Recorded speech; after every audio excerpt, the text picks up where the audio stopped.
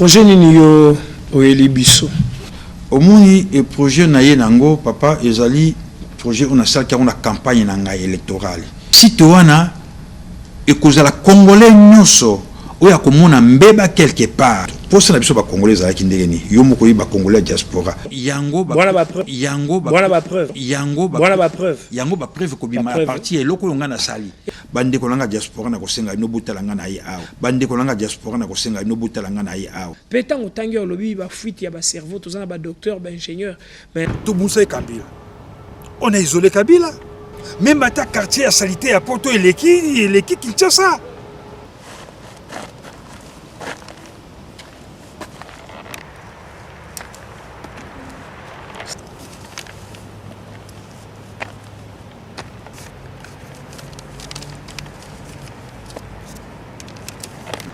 Chers Congolais, chers amis, l'heure a sonné pour que chaque Congolais puisse prendre en main son destin partout où il se trouve. Il est important que chacun puisse apporter une pierre à l'édifice du développement de notre beau pays. Cela ne peut que se faire qu'avec la volonté de tous. Notre pays est un des plus riches au monde, avec une énorme potentialité de matières premières en sous-sol. Pourtant, il est actuellement classé parmi les pays les plus pauvres au monde. Nous sommes libres d'aimer ou de ne pas aimer nos dirigeants, mais les critiquer sans être sur place contribue à créer des divisions et n'apporte rien de constructif. C'est un déshonneur pour notre pays que de rester à l'écart en blâmant nos dirigeants sans s'impliquer soi-même pour un changement. Plus que jamais, le Congo a besoin d'unité. Le changement tant attendu est en route depuis décembre 2018. Ça, nous le savons. C'est une grande victoire pour le peuple congolais. Il est temps que chacun de nous revienne dans son pays. Médecin, ingénieur, professeur d'université, chercheur, instituteur, entrepreneurs, etc. Revenons à la maison pour apporter notre pierre. De mon côté, j'ai fait lors de ma campagne électorale quelques propositions pour lutter contre la corruption, la violence contre les femmes, ainsi que leurs difficultés à trouver du travail sans compensation sexuelle. La corruption est présente à tous les niveaux dans notre pays. Dès l'arrivée à l'aéroport, nous y sommes confrontés. Les femmes sont battues et violées impunément. Et une femme meurt chaque minute sans que personne ne s'interroge. Les femmes violées et battues ont des difficultés à dénoncer leurs bourreaux. De plus, il devient impossible pour elles de trouver du travail sans que leur employeur potentiel exige un service sexuel. Et cela malgré toutes leurs qualifications et diplômes. C'est pourquoi le taux de chômage des femmes est particulièrement élevé. C'est ainsi qu'après l'investiture du nouveau président de la République, j'ai présenté à la télévision congolaise mon projet de lutter contre les antivaleurs. Mesdames, Messieurs, merci pour votre fidélité. Nous sommes là pour parler de Congolais, mais beaucoup plus ce Congolais de l'étranger que nous appelons communément la diaspora congolaise. Pour ce faire, nous recevons Monsieur Diawa Songé José, que vous allez devoir découvrir. Bienvenue sur ces plateaux, Monsieur Diawa José. Bonjour. C'est un plaisir de vous avoir sur ces plateaux. En quelques mots, qui est Monsieur José Diawa? Monsieur José Diawa, comme vous l'avez dit, c'est mon nom. Et j'appartiens à cette génération des Congolais, soutien du président de la République dans sa vision de la refondation d'un Congo uni, fort et prospère. Projet Ninio Oyeli Bisso. Omoni et projet naye nango papa ezali projet on a ça qui a une campagne nanga électorale. Nalobaki boye. Vous avez candidat. Nazalaki candidat député national. Donc nalobaki likambo oyo na campagne nanga. surtout ce que moni lelo ngana za ko saligner pour to aider mokonzi ya mboka parce que makaniso ngana yaki na yango nde na coûte pas ya mokonzi ya mboka na biezali makanisi ya solo auto côté maboko ko lutter contre la corruption, ko lutter contre les injustices babiloko wana ebele o mboka bomi mboka yango na yaki na likanisi oyo et puis na sina sali site wana ekozala congolais nyonso oyo akomona mbeba quelque part akokomela biso parce que zali boîte aux lettres électronique parce que na kanisa ki na système ki to tia ba boîte aux lettres partout oyo kozala ke soko mundi mbeba quelque part o tie lettre na yo ba konzi batangi ba yebi place mabe zali po balandela yango mais ekozala difficile parce que batu biso ba wana ko pasola. Imaginez que mutu aza devant wana ndeko na ye mutu asala ki mabe akosala ni akopasola lettre po ba konzi ba yebate mais na système oyo biso to zui pona oyo ngai na zui yango pona ko créer oyo on a bengi yango boîte aux lettres électroniques et kozala boy yo papa ok quelque part au moni injustice ou bien au moni corruption makambu oyo eza kosenga ke eza ba anti-valeur ya mboka na biso oyo lingi yango te okosala nini okokoma na internet système ya internet nde toko ba na boîte aux lettres wana okopesa message na yo biso tokozwa yango tokotala et puis en même temps nous allons chercher à travailler avec la présidence tokosolona bango po biso tout de créer nini na biso wana tokosolona bango donc ba donner nyonso biso to bana kozwa yango tokotindela bango ba kozwa yango ba ko étudier yango et sur ça va aussi diminuer les chômage na mboka na biso. Pourquoi tokozana ba centaines de personnes parce que kozali kambo ko limiter kaka ana Kinshasa te na bamboka na biso nyonso ezala na ba Kisangani et Lubumbashi bisika nyonso wana tokotia ba site na biso oyo ke mutu soza na problème akamati akomi yango et les gens qui vont regarder baza ko tasije ya mutu na mutu baza ko tinda ngo pe acquis des droits et ceux qui mutu toki ko mena na justice to mena na justice comme ça qui mie ko kota na mboka papa na ko pesa exemple oyo injustice ya munene za koleka pona ba mama okomona mama atekaka makala azana na bozuité azana bana misatu à titre d'exemple azana bana misatu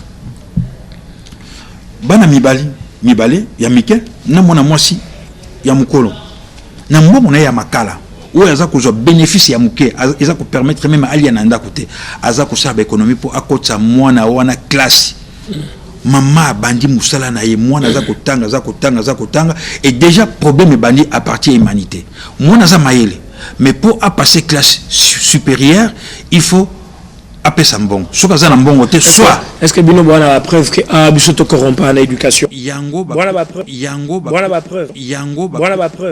preuve ko bima à partir eloko yonga na sali. Il s'agit de créer un site internet appelé police de proximité où tout citoyen pourra dénoncer la corruption, la violence ou la discrimination envers les femmes en toute discrétion, sans être détecté par qui que ce soit. C'est ainsi que nous mettrons en place un numéro vert qui permettra à tout citoyen d'envoyer un message d'où il se trouve en cliquant sur son clavier. Nous allons mettre en place ce service de proximité dans chaque commune pour répondre aux besoins. Les messages abusifs seront sanctionnés et punis sévèrement. Suite à mon intervention télévisée, je puis m'entretenir avec un haut responsable du parti au pouvoir pour lui expliquer mon projet. Il a approuvé avec enthousiasme cette idée et a promis son soutien. Nous tenons à remercier notre président de la République d'avoir proposé la gratuité de l'école primaire et secondaire. Nous savons cependant que nous manquons des infrastructures pour satisfaire les milliers d'habitants de notre pays qui attendent la concrétisation effective de cette proposition. Nous savons cependant où trouver ces infrastructures. Notre police de proximité permettra de détecter en étant record les biens volés. Il s'agit des immeubles, des maisons, des hôtels construits avec l'argent volé dans la caisse de l'État. Toutes ces personnes ne sauront pas nous expliquer l'origine de l'argent, car ils ne sont ni commerçants, ni héritiers. Bandeko, total comme makanisi na biso. C'est vrai, tout ça a droit, il y a qu'on revendiquer le droit na biso. La démocratie, hein? La liberté, tout ça, mais liberté, c'est la libertinage. Tout le monde est dans ce pays le plus riche du monde. Tel niveau tout ça. Même à ta quartier à salité à Porto et l'équipe qui tient ça. Tout qui est musique à nos fins en moka na bisoté, tout la vérité. Tout comme à ta quartier à Pambo et à Porto Kaka. Tout qui tient ça salité. Et pourtant tout ça en bongo, tout ça en richesse. Au lieu de tout zonga, tout développer mboka na biso. Comme toujours mutu oza na initiative à kitoko za na souci ya kobongisa mboka to tie maboko mboka na biso en état record d'ici 10 ans 15 ans to koma musika toza kobongisa ye posa na biso ba congolais za ki ndengeni yo moko yi ba congolais diaspora to lela ki bandaka la to régime o za ki liboso elongwa et régime elongwa et régime eye kozwa changement to comme na président ya sika alors to lingi les sosunini to bongisa les sosu o ya comme na aussi bandi. Finalement, nous ne savons pas ce que nous voulons. Nous ne savons plus ce que nous voulons. On a isolé Kabila. Bisobana poto tu isola ki Kabila. Ok, puis qu'on s'est isolé comme malam. Mais tu isola qui est. Tu n'y peux pas isoler ce qu'on a comme ce qu'on a. Il y a malam. Mais finalement, nous ne savons plus ce que nous voulons. Bande konangai. Toza na mboka moko oyo na richesse ya kusakana te. Richesse to nango. Ceux qui ont tiré la division, tous en ango, beaucoup de monde Congo qui changer en étant record. Toti qui mouyibi au tous en ango. Pour comme à ceux qui battent quelque part, bon on est sur yibi pour la famille na ba deuxième bureau, ba cinquième bureau, je ne sais pas. Ceux qui bizarre les wana, Congo est qu'on changer. Mais il faut rigueur et ça. Mais la division te, nde tozo kabwana, ko finga ba konzi, ko sala botoza ko ngato isolé bango. Après ce que bango ba commander ngeni to mona ndenge régime uti kotika awa et uti ko kende Kabila comment to isola qui est a okape ko sa misala malamu makambo kitoko parce que zali na ba projet kitoko to isoler to lingi était o ayebi boete ayebi boete asa étranger mais peuple na biso congolais to tika makambo ya racisme ou ya tribalisme porte-parole oyo il y a France et Awa, il y a gouvernement. Mais c'est tout le monde. Peut-être sénégalaise, je ne sais pas, une sénégalaise ou un pays, mais c'est tout le monde. Et puis, si tu la France, si tu as un mboka na bango, il y a un Awa. Maïe, les nègres qui sont bâtis à place. Mais si tu as une discrimination, tout ça, tu as Mouto, oh Moulouba, oh Moukongo, oh Mungala, mais finalement, Moussaïli, tu as une division. Mindela baza ko kosa biso likolo toti kolanda 70 ans ya indépendance ya nini ya Chine mais tala mboka kitoko et puis bazo classer bango deuxième puissance mondiale hein armée na bango zali deuxième armée mondiale s'il vous plaît simaya ba américain mais Chine c'est vrai bazali belé biso pe toza belé. Mais bazar richesse le la bisoté, richesse la banque de Karabilanga. L'autre année va comme. Et l'autre ni bango bazar n'ango akole kabiso. Mais biso tout ça na bilanga, ma belé na biso za fertile. Sol na biso so tiata lisango ata na balabala le quoi tout ça otieka lisango boti. Tout ça na sol moko za fertile. Mais tolingi ko ça na bilanga te. Tolingi ko c'est le moko teka côté na politique. Mouton salinga comme ministre, mouton salinga comme président, mouton salinga comme PDG. Ben non. Tout est na baido toza nango soko za ingénieur yaka nango mayele ona lakisa baninga bande kolanga diaspora na kosenga no butalanga na ye awa bande kolanga diaspora na kosenga no butalanga na ye awa pona kosala italibino nga na ye na kuti ba jeune muso bazali awa bakende kutu potote mais soko moi ba immeuble batongi au moi ba misala bazali kosala eza mingi ya kitoko bongo yo mutu zali konezi mboka mindele ba china ba développer ndegeni bakende kini na ba mboka mindele ba ju mayele Chine comme le développer bongo biso kaka makelele le komi 50 60 70 80 au kwalisu kosala ni inte au sein de l'okomoko na mboka na yote au commission opposant pour na conduire bana mike na erreur totika makambo na to ya koider mukonzi pour que Congo ekende liboso alors beaucoup sito kana simake baninga ba avancer beaucoup le banini bango pe ba koma mabe etali bino ya ngande kona bino na ebisi bino boya ezali te ke tokoya kozwa mbongo te mayelo toza na yango toya komema awa to créer ba entreprise ou toza ba moyen na biso to créer ba entreprise na biso ceux qui toza ba médecin to sala ba hôpitaux awa ceux qui tozali ba ingénieur to sa makamunyo so toza yango pour ça pour que Congo ezali boso et que liboso eloko na sengi na bandeko na yango wana yaka ko inventer biso ba biloko toza na nyonso o biloko mindia ba inventer kuno ba téléphone ba bazo fabriquer bazoka ba matière première wana na Congo toza nango toza na ba colta toza eloko ni biso tozangi otoko sala moté au lieu to bana ko bundisa bato baza pouvoir toza ko kabona toza ko avancer te tala baninga 70 ans na bango bongo biso 50 na biso to fetaki Congo ngo zaki ndegeni 50 ya Congo dans la 50 ya bamboka mususu bana richesse to baza bien organisé ba commande ngeni kaka biso bamboka ya Afrique ba kabola biso ba mindel bazo kabola biso tozo comprendre te tolingi Tshisekedi te toboyaki oyazalaki Kabila tolingaki ete siko Tshisekedi ayi tobi aza mona mboka po biso tobayeke Kabila aza mona mboka te entre guillemets ndenge bato balobaki mais il y a rien oza ko prouver que aza mona mboka te bon lelo oyo Tshisekedi peut te revenir, ça peut mon amboka te, tolingi ete parce que ça peut mon amboka te mais finalement tolingi banane. Tolingi banane. Totika bokabwana. To sanganisika moko. Au moins ce to komi uni. Congo e kozala makasi parce que tona bato mayele ba congolais ya mayele baza ebele. Baza ebele il suffit que to comme la kimia mboke comme la kimia tout ça facilité ko ça makamunyo so omona ke mboka la biso za développer pour le kabamboka mususu mais biso tozo linga président oyaza mad in Congo te Tshisekedi bamindela muto ba chiete bamindela muto ba chiete Tshisekedi o ba président nyonso bamindela muto ba chiaba histoire Lumumba dans le monde balingi amona albike non peuple congolais faut à profiter na bien naé tout le gaz un peuple souverain basala kinini baboni kasafu pareil Mobutu tango aye ko banda bibo c'est fini bo exploiter biso Mexico na lingi peuple nanga et vivre bien tout ça to lingi sous tes relations privilégiées coupées bakati relations privilégiées oh to ka histoire relations privilégiées. Ok, Kabila Tata Ekoya a signé un contrat, n'a pas mindel, a monique un contrat signé qu'ils allaient pour avantager Mingi Bango. Tout l'histoire malamu ya mboka na biso. Ko banda na Lumumba te na Kabila.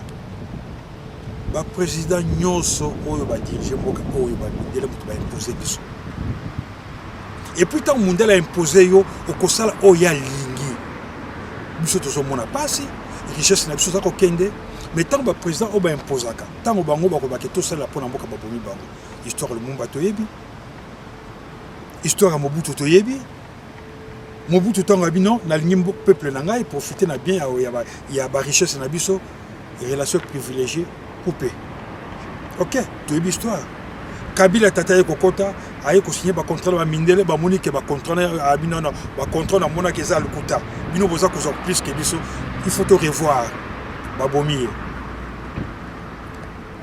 Kabila mona ko fandi na pouvoir aye ko tabi na population nga baza ko mona passer na lingi ba vivre bonheur aux richesses aux mboka na biso ba minde ba bito lingi yo susute ba komi ko lekele ba makambo biso pe to isolé to komi ko finka azali boye te to isolé d'accord to suko kozwa président oyo bango ba tiaki biso te oyo bango ba ponité parce que bino boyebi que oyo bango ba bato ba ko signer ba contrat pour na ba teka mboka na biso bato wana ba juité mais suko président oyo peuple congolais poni biso suko to lingi été made in Congo président Tshisekedi tout est maboko mboka na biso za richesse ceux qui to sanga to konka bomoko boko mona ndenge Congo oyo et ko décoller avec une vitesse galopante.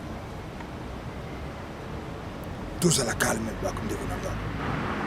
Moi, je ne suis pas de l'IDPS. Je ne suis ni côté à FCC. Nazali indépendant. Je ne dépends à personne. Mais je suis juste réaliste.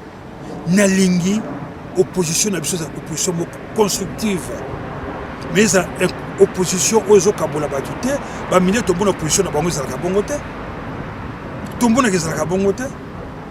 Tango bazolinga likambo te, bayebi likambo bazolinga ngo te, et puis tango so baza na raison, mais biso siko eloko tozolinga te yango, tongi to pesa raison likambo tozolinga te. To eloko ni biso to boyi penza. Muta bandi kaka se kutata 1 an te to bandi koboya ye. To tikele même mata 1 an 2 ans to mona so ko ki makambo te. To tikele même meta to bandi ba problème. To yana ba idée malamu. Ngana memi idée ya ko lutter contre la corruption. Bo munyango, bo landaki yango. Campagne ya président Zalaki pour lutter contre la corruption. Mais peut-être recette on a même li bango ya ko créer site. Ceux qui bango ba ju yango. Et aux ala malamu. Tozonga na mboka. Nga lelo na ye na idée ya ko créer site pour lutter contre les antivaleurs. Gouvernement so ba sepeli nango. Ceux qui ba ju yango. Na ko sepeli aux fierté nanga. Parce que je crois pas que les présidents Tshisekedi soient moni que idée on na nango za kitoko ko yango. Akulinga travailler na ngai parce que c'est moi le concepteur et que c'est sengo pona nga bongo yoza kuna na poto ovani kaka na poto ngi okitate yekala makanisi na yo oloba mbaka ba mabanga na ba maki na ba voiture ba konzi o gagner loko moko tende konanga ozo gagner loko moko te na ebiso vérité tozonga Pétango tangi olobi ba fuite ya ba cerveau tozana ba docteur ba ingénieur mais kolansa ba sango toka na poto etalisami ke kuna médecin ou abimi na RDC kuna ba ozoye na C ya infirmier sikotango bozonga bongo la personne ni matière bosaki na C ya infirmier ou bien moi ndam misato ba zoye moi courage akotanga nde balingi bazonga lisusu omoni mkonzi ya mboka na discours na ye alobaki malamu que lelo yonga na zu pouvoir pour na ba congolais nyonso ezala ba bazali na opposition ezala ba bazali na opposition te naza na besoin ya bino nyonso ya solo ndenge oti kolobaki médecin congolais wana yebani médecin congolais so akena na France et azali considéré même na niveau moko lokola infirmier te bayebi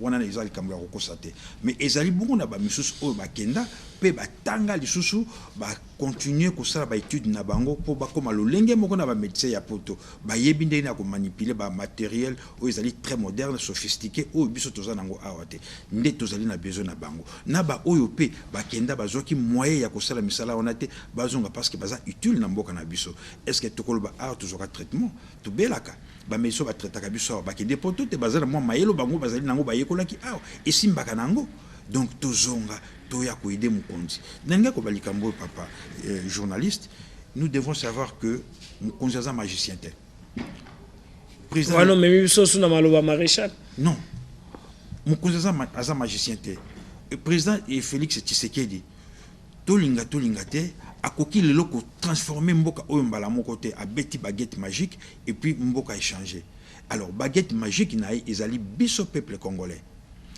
magie na ezali biso soki biso to idée était to se loko moko te ya omonde na ebisa ki toza na besoin ya Congo oyo ezali ini toza la mutu moko to sangana toza liloba moko pour que Congo ekene musika bayini bakolinga ngo te nazo senga te ke ba pesa nga bokonzi yango nazo kumisa na flatter je ne flatte personne mais naza juste réaliste nengi tout ça makambo eza na bosolo pour que mboka la biso ke malamu et likambo suka na ko bayango le président Tshisekedi